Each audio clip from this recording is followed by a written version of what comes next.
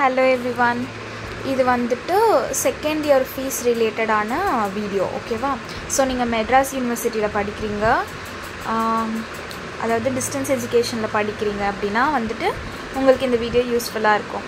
Like நீங்கள் வந்து C24 இருக்கலாம், இல்லை A23 இருக்கலாம்.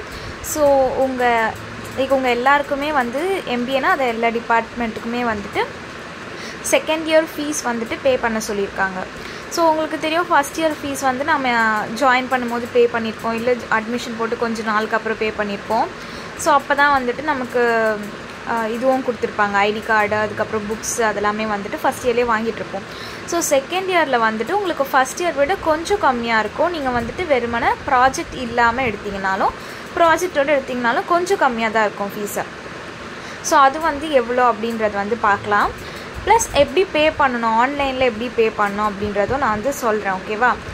ஸோ உங்களுக்கு வந்துட்டு நேராக போய் உங்களால் பே பண்ண முடியும், உங்களுக்கு அதுவே ஈஸி அப்படின்னா நீங்கள் டைரெக்டாக வந்துட்டு யூனிவர்சிட்டி போயிட்டு அங்கேயே வந்துட்டு பேங்க்கும் இருக்கும். ஸோ அங்கேயே வந்துட்டு நீங்கள் பே பண்ணிவிட்டு வந்துடலாம். லைக் நீங்கள் கேஷாக கொடுக்கலாம், இல்லை நீங்கள் அங்கே கூட வந்துட்டு ஆன்லைனில் ட்ரான்ஸ்ஃபர் பண்ணிக்கலாம்னு நினைக்கிறேன். ஸோ அது உங்களுக்கு ஈஸினா நீங்கள் அப்படியே பண்ணலாம், இல்லைனா நீங்கள் வந்து இதை பாருங்கள். ஸோ இதுக்கு முன்னாடி ஆல்ரெடி நிறைய வீடியோஸ் இருக்குது, இது ரிலேட்டடாகவே வந்துட்டு நிறைய சேனலில் போட்டிருக்காங்க. பட் இருந்தாலும் என்னோடய கடமைக்கு நானும் வந்து ஒரு வாட்டி சொல்லிடுறேன் ஓகேவா. ஸோ ஃபஸ்ட்டு வந்துட்டு அதுக்கு முன்னாடி வந்து இந்த மாதிரி C24க்கு ரிசல்ட்ஸும் வந்துச்சு. C24 மட்டும் இல்லை, A23க்குமே வந்துட்டு ரிசல்ட்ஸ் வந்துச்சு. ஸோ அதனால் வந்து ரிசல்ட்ஸ் பார்க்கலன்னா நீங்கள் பார்த்துருங்க. இன்டர்னல் அசஸ்மெண்ட் முடிக்காமல் இருக்கிறவங்களுக்கு கம்ப்ளீட்டாக இன்னும் ரிசல்ட் வரலை. ஸோ இன்டர்னல் அசஸ்மெண்ட் முடிக்கல அப்படின்னா நீங்கள் அதையும் வந்துட்டு முடிச்சிருங்க. பிகாஸ் இப்போ லாஸ்ட் டேட் வந்து எக்ஸ்டெண்ட் பண்ணியிருக்காங்க. உங்களுக்கு 10th April வரைக்கும் வந்து இன்டர்னல் அசஸ்மெண்ட் வந்து அட்டன் பண்ணலாம். ஸோ அது முடிக்கலைன்னா நீங்கள் வந்து அதுவும் முடிச்சிடுங்க. லைக் C24 இருக்கட்டும், A23 இருக்கட்டும், இல்லை C23 3rd செமஸ்டராக இருக்கட்டும் ஓகேவா. இங்கே போட்டிருக்காங்க ஆல்ரெடி, நான் இப்போ காமிச்சிருக்கிறதுலே இருக்குது இந்த ஸ்லைடில், அதை பார்த்துக்கோங்க. இன்டர்னல் அசஸ்மெண்ட் முடிக்கலனாலும் முடிச்சிருங்க. ஸோ நீங்கள் வந்து C23 இருக்கீங்க அப்படின்னா வந்துட்டு உங்களுக்கு ஃபீஸ் பே பண்ணுறதுக்கு, அதாவது வந்துட்டு நமக்கு 3 year கோர்ஸ் எல்லாம் இருக்கும்ல, லைக் MBA இல்லாமல் UG ரிலேட்டட் கோர்ஸ் எல்லாமே இருக்கும்ல அவங்க எல்லாம்.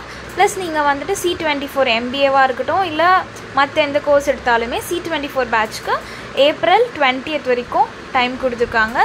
ஸோ அது வரைக்கும் நீங்கள் பே பண்ணுறீங்கன்னா உங்களுக்கு வந்து பெனால்ட்டி இருக்காது. ஸோ அதுக்குள்ளே வந்து நீங்கள் ஃபீஸ் பே பண்ணிடணும். ஸோ அதே போல் தான் வந்துட்டு A23 பேட்சும் நீங்கள் வந்து எக்ஸாம் லைக் இந்த டியூஷன் ஃபீ பே பண்ணால் தான் வந்து உங்களுக்கு எக்ஸாமும் எழுத விடுவோம் அப்படின்னு சொல்லியிருக்காங்க. ஸோ A23லாம் வந்துட்டு இப்போ 3rd செமஸ்டர் எழுதுறதா இருக்கும். ஸோ அதனால் வந்து நீங்களும் வந்து முன்னாடியே வந்து டியூஷன் ஃபீ எல்லாமே பே பண்ணிட பாருங்கள். சரி ஓகேவா. ஸோ இப்போ வந்து நான் இப்போ முன்னாடி காமிச்ச லிங்க்கை வந்து நீங்கள் கிளிக் பண்ணுறீங்க அப்படின்னா உங்களுக்கு இந்த மாதிரி தான் வந்து ஒரு பேஜ் ஓப்பன் ஆகும் சரியா. ஸோ இந்த பேஜில் வந்துட்டு நீங்கள் கரெக்டாக உங்களோட ரெஜிஸ்டர் நம்பர் கொடுக்கணும். ஸோ நீங்கள் C23 இருக்கிறீங்கன்னா அது உங்களுக்கு C24 அப்படின்னு ஆரம்பிக்கும். ஸோ அந்த ரெஜிஸ்டர் நம்பரை நீங்கள் வந்து ஃபஸ்ட்டு இந்த பாக்ஸில் வந்து என்டர் பண்ணுறீங்க. ஸோ அதுக்கப்புறம் உங்களுக்கு இந்த மாதிரி தான் வந்துட்டு ஒரு பேஜ் ஓப்பன் ஆகும். நீங்கள் கரெக்டாக உங்களோட ரோல் நம்பர், அதாவது என்ரோல்மெண்ட் நம்பர் வந்து நீங்கள் என்ரோல் பண்ணதுக்கப்புறமா ஸோ இங்கேயே வந்துட்டு நீங்கள் செக் பண்ணிக்கலாம். உங்களோட ரெஜிஸ்டர் நம்பர் வந்து, அதாவது என்ரோல்மெண்ட் நம்பர் அங்கேயே காமிக்கும், ப்ளஸ் உங்களோட நேமும் வந்துடும்.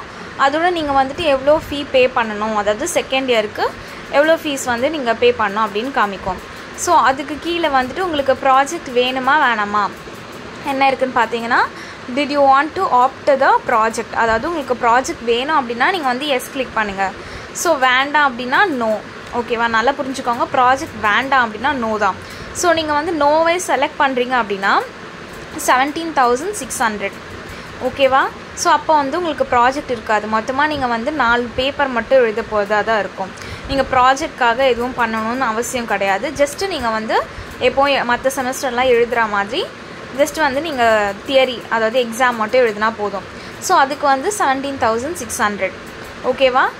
ஸோ இதுவே உங்களுக்கு ஓகேனா நீங்கள் வந்துட்டு இந்த எஸ் ஆர் நோ ஆப்ஷன் மட்டும் பார்த்துட்டு உங்கள் டீட்டெயில்ஸ் எல்லாம் கரெக்டாக இருக்கான்னு செக் பண்ணிவிட்டு நெக்ஸ்ட்டு வந்துட்டு நீங்கள் பேமெண்ட் அப்படின்ற ஒரு பட்டன் இருக்குல்ல, அதை வந்து ப்ரெஸ் பண்ணிவிட்டு நெக்ஸ்ட்டுக்கு போயிடலாம் ஓகேவா.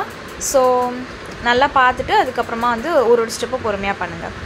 ஸோ இதுவே வந்துட்டு நீங்கள் உங்களுக்கு ப்ராஜெக்ட் வேணும், அதாவது நீங்கள் ப்ராஜெக்ட் எடுக்கிறீங்கன்னா நீங்கள் வந்துட்டு 2 பேப்பர் எழுதுகிற மாதிரி இருக்கும். ப்ளஸ் நீங்கள் வந்துட்டு ப்ராஜெக்டோ பண்ணுற மாதிரி இருக்கும். ஸோ அதனால் வந்து ப்ராஜெக்ட் எடுக்கும்போது உங்களுக்கு கொஞ்சம் காசும் கொஞ்சம் எக்ஸ்ட்ராவாக தான் ஆகும். ஸோ அங்கே வந்துட்டு நமக்கு 17,600 தான். ப்ளஸ் இங்கே வந்து ஒரு 3,000 எக்ஸ்ட்ராவாக இருக்குது. 20,600 நீங்கள் வந்து பே பண்ணுற மாதிரி இருக்கும். ஸோ ப்ராஜெக்ட் உங்களுக்கு எடுக்கும் போது அவங்களே வந்து உங்களுக்கு ஒரு மென்டாரோ இல்லை கைடோ அசைன் பண்ணுவாங்க. ப்ளஸ் மோஸ்ட்டாக வந்து உங்களுக்கு ப்ராஜெக்ட்னால நீங்கள் வந்து ரிப்போர்ட்ஸ் பண்ணுற மாதிரி இருக்கும். லைக் நீங்கள் யூஜியில் பண்ணியிருப்பீங்களா அந்த மாதிரி தான் மோஸ்ட்டாக இருக்கும். ஸோ அதுக்கேற்ற மாதிரி நீங்கள் வந்துட்டு பிளான் பண்ணிவிட்டு நீங்கள் ப்ராஜெக்ட் எடுக்கிறீங்களா வேண்டாமா அப்படின்னு பார்த்துட்டு வந்து நீங்கள் மாற்றுங்க. ஸோ இப்போ நீங்கள் ப்ராஜெக்ட் செலக்ட் பண்ணிவிட்டு அப்புறமா உங்களுக்கு ப்ராஜெக்ட் வேண்டாம், நான் வந்து பேப்பரே படித்து எழுதிக்கிறேன் அப்படின்னு இருந்துச்சுன்னா அதுக்குமே மேபி ஆப்ஷன்ஸ் இருக்கும். பட் உங்களுக்கு வந்து நீங்கள் இப்போ பே பண்ண அமௌண்ட் மறுபடியும் வராது. 20,600 பே பண்ணியிருக்கீங்கன்னா அது மோஸ்ட்டாக உங்களுக்கு வந்துட்டு அந்த 3,000 மறுபடியும் உங்களுக்கு சென்ட் பண்ண மாட்டாங்கன்னு நினைக்கிறேன். ஸோ இது மட்டும் நீங்கள் நல்லா பார்த்துட்டு டிசைட் பண்ணிவிட்டு அதுக்கப்புறமா வந்து சூஸ் பண்ணுங்கள். ஓகேவா?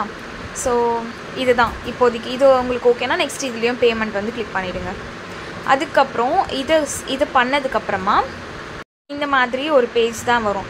ஸோ இதுதான் வந்து நீங்கள் ஆல்ரெடி இந்த பேஜ் அடிக்கடி பார்த்துருப்பீங்க. ஸோ இதில் வந்துட்டு மறுபடியும் உங்களோட ரெஜிஸ்டர் நம்பர் இருக்கும், உங்களோட நேம் இருக்கும், நீங்கள் எந்த இயருக்கு வந்து ஃபீஸ் பே பண்ணுறீங்க அப்படின்ட்டு அந்த இயர் செகண்ட் இயர் அப்படின்னு போட்டிருக்கு. அண்ட் தென் உங்களோட டிகிரி, அதாவது இங்கே வந்துட்டு டிபார்ட்மெண்ட் மென்ஷன் பண்ணியிருப்பாங்க. இது வந்து நீங்கள் ஹெச்ஆர் டிபார்ட்மெண்ட்டாக இருக்கிறீங்க அப்படின்னா இந்த மாதிரி பிபிஆர் அப்படின்னு போட்டிருப்பாங்க. சப்போஸ் உங்களுக்கு நீங்கள் வேறு ஏதாச்சும் டிபார்ட்மெண்ட் எடுத்திருக்கீங்க அப்படின்னா வேறு ஏதாச்சும் 3 லெட்டர் கோடு இருக்கும். ஸோ அது வந்து ஒன்றும் பிரச்சனை கிடையாது. ஸோ அதே மாதிரி அமௌண்ட்டும் அப்படி தான். இங்கே வந்துட்டு நீங்கள் ப்ராஜெக்ட் செலக்ட் பண்ணியிருந்தீங்க, நீங்கள் ப்ராஜெக்ட் பண்ண போகிறீங்க அப்படின்னா உங்களுக்கு வந்துட்டு 20,600 இருக்கும். ப்ராஜெக்ட் வேண்டான்னு அப்படின்னு நீங்கள் சொல்லும் போது உங்களுக்கு வந்து இங்கே 17,600 தான் இருக்கும். ஸோ இது பார்த்ததுக்கு நீங்கள் வந்து உங்களோட இமெயில் ஐடி நீங்கள் இங்கே வந்து என்டர் பண்ணணும். ஸோ இதுக்கடுத்து என்னென்ன ட்ரான்சாக்ஷன் நீங்கள் பண்ண போகிறீங்க, அந்த ஸ்டேட்மெண்ட்ஸ் ஏதாச்சும் இருந்துச்சு, இந்த ஸ்லிப் ஏதாவது இருந்துச்சுன்னா அது வந்து உங்களுக்கு இந்த இமெயில் ஐடிக்கு வந்துடும். ஸோ அதோட உங்களுக்கு வந்து உங்களோட மொபைல் நம்பரும் நீங்கள் வந்து என்டர் பண்ணணும். ஜஸ்ட் மெசேஜ் வந்து வரதுக்கு தான். ஸோ கன்ஃபர்மேஷன் மெசேஜ் எல்லாம் கொடுக்கறதுக்காக தான் உங்களோட email ID and mobile number. அதுக்கப்புறம் அங்கேயே வந்து டோட்டல் ஃபீஸ் கொடுத்துருப்பாங்க. ஸோ அதையும் வந்துட்டு ஓகே தானான்னு பார்த்துட்டு நெக்ஸ்ட் வந்துட்டு ப்ரொசீட் பண்ணுங்கள். ஸோ பேமெண்ட் மோட் இங்கே என்ன கொடுத்துருக்காங்க, ஒன்று ஆஃப்லைன் செல்லான் இருக்குது, அண்ட் தென் இன்டர்நெட் பேங்கிங் இருக்குது. ஸோ இதெல்லாம் நம்ம வந்து அப்புறமா பார்க்கலாம். ஸோ இங்கே நான் சொல்கிறது வந்துட்டு ஜஸ்ட் நீங்கள் உங்ககிட்ட கிரெடிட் கார்டு இருக்குது அப்படின்னா நீங்கள் எப்படி பே பண்ணுறது. இதில் வந்து நீங்கள் ஜிபே, ஃபோன்பே அந்த மாதிரிலாம் எதுவும் பண்ண முடியாது. உங்ககிட்ட வந்துட்டு கார்டு இருக்கணும். ஓகேவா? ஸோ கார்டு இருக்குது, ஏதாவது கிரெடிட் கார்டோ இல்லை டெபிட் கார்டோ, இல்லை உங்களுக்கு நெட் பேங்கிங் இருக்குது அப்படின்னாலும் நீங்கள் வந்து இந்த ஆப்ஷன் தேர்ட் ஆப்ஷன் சூஸ் பண்ணிவிட்டு அங்கே கொடுத்துருக்காங்க. இங்கே நீங்கள் செலக்ட் பண்ணதுக்கப்புறமே கீழே வந்துட்டு ஒரு பாக்ஸ் வருது இல்லை, enter the text as shown in the இமேஜ்னு, அந்த மாதிரி வந்து பக்கத்தில் ஒரு பாக்ஸ் வரும். ஸோ இது ஜஸ்ட் வந்துட்டு என்டர் பண்ணுறது தான். அங்கே என்ன வேர்ட்ஸ் இருக்கோ, அங்கே என்ன லெட்டர்ஸ் இருக்கோ அது அப்படியே வந்துட்டு டைரெக்டாக இங்கே வந்து நீங்கள் டைப் பண்ணணும். ஓகேவா? ஸோ உங்களுக்கு அங்கே இருக்கிறது ஏதோ புரியலை, வேறு மாதிரி எனக்கு இது வந்து ஹெச்ஆ என்ன அப்படின்னா தெரியல, உங்களுக்கு ஏதாச்சும் டவுட்ஸ் இருந்துச்சுன்னா நீங்கள் வந்துட்டு ரெஃப்ரெஷ் இமேஜ் கொடுத்தீங்கன்னா வேறு ஒரு இமேஜ் வரும். ஸோ வந்து கரெக்டாக அங்கே இருக்கிற லெட்டர்ஸையே வந்து இங்கேயும் வந்து என்டர் பண்ணிவிடுங்க. என்டர் பண்ணிவிட்டு சப்மிட்னு கொடுத்துருங்க. ஸோ நான் முன்னாடியே சொன்ன மாதிரி தான் வந்து இங்கே எக்ஸ்ட்ராவாக வந்து ஒரு செலான் நீங்கள் வாங்குறீங்க அப்படின்னா வந்து அதுக்கு 10 rupees வந்து சார்ஜ் பண்ணுவாங்க. ஸோ சம் ஜிஎஸ்டிஸ் இருக்கும், அதுவும் நீங்கள் வந்து பார்த்துக்கோங்க பே பண்ணும்போது எவ்வளோ இருக்குன்னு. ஸோ அதுக்கப்புறம் நீங்கள் அங்கே பேமெண்ட் கொடுத்ததுக்கப்புறமா இந்த பேஜ் தான் வரும். ஸோ இங்கேயுமே வந்துட்டு உங்களுக்கு என்னென்ன டீட்டெயில்ஸ் நான் ஃபஸ்ட்டு சொன்ன மாதிரி உங்கள் ரெஜிஸ்டர் நம்பர் இருக்கும், உங்கள் நேம் இருக்கும், நீங்கள் எவ்வளோ பே பண்ண போகிறீங்க அப்படின்ட்டு இருக்கும், அதோட நீங்கள் வந்து எந்த மோட் செலக்ட் பண்ணியிருக்கீங்கன்னு இருக்கும், உங்களோட இமெயில் ஐடி, உங்களோட மொபைல் நம்பர் எல்லாமே பார்த்துக்கோங்க. அதோட வந்து உங்களுக்கு அந்த மர்ச்சன்ட் ஐடி அண்ட் டோக்கன் இருக்கும். ஸோ இதெல்லாமே நீங்கள் ஒரு வாட்டி வெரிஃபை பண்ணிட்டு உங்களோட இமெயில் ஐடி, உங்களோட மொபைல் நம்பர் எல்லாம் கரெக்டாக இருக்குதான்னு பார்த்துட்டு பே அப்படின்ற ஒரு ஆப்ஷன் கொடுத்தீங்கன்னா நெக்ஸ்ட் வந்துட்டு உங்களுக்கு இன்னொரு பேஜ் போகும். ஸோ அங்கே வந்துட்டு நீங்கள் உங்களோட கார்டு நம்பர்ஸ் டீட்டெயில்ஸ் ஏதாவது கேட்கும். டெபிட் கார்டு பண்ணுறீங்க இல்லை க்ரெடிட் கார்டு பண்ணுறீங்கன்னா அதுக்கேற்ற மாதிரி அங்கே வந்து உங்களோட card number and then expiry date அந்த மாதிரியெல்லாம் கேட்கும்.